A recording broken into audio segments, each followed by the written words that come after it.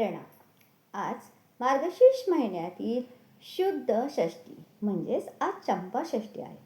या दिवशी भगवान महादेवांनी मार्तंड भैरवाचा अवतार घेऊन मणी व मल्य या दोन दैत्यांचा वध केला आणि आकाशामधून सर्व देवतांनी चंपा या चाफ्याच्या पुष्पांची वृष्टी केली, ज्यामुळे या दिवसाला चंपाषष्ठी असे नाव पडले.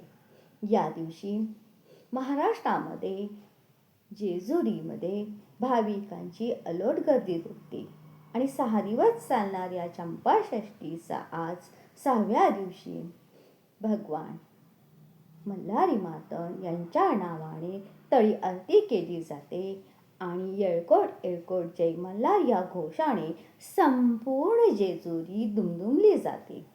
आज या दिवशी कुंकू, हळद आणि लिंबू यांचा वापर केला जातो.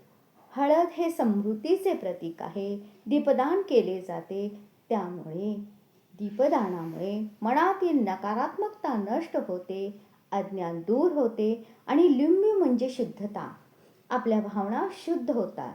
या दिवशी मणिपूर चक्र आणि मूलाधार चक्र हे सक्षम केले जातात. आपल्यातील आत्मविश्वास वृद्धिंगत होण्यासाठी मणिपूर चक्र साधना केली जाते. असा हा अद्भुत आणि परंपरेने चालत आलेला आपला चंपाषष्ठी हा उत्सव सर्वांनी एकत्र यावं आणि आपल्या कुलदैवताची स्थापना करून त्याचा उत्सव साजरा करावा, म्हणून येळकोट येळकोट जय मल्हार या उत्साहामध्ये नामस्मरणामध्ये हा उत्सव साजरा केला जातो आणि भगवान महादेवांची मल्हारी मार्तंड स्वरूपात पूजा करून घरोघरी त्यांचे आशीर्वाद प्राप्त केले जातात. जय जय रघुवीर समर्थ.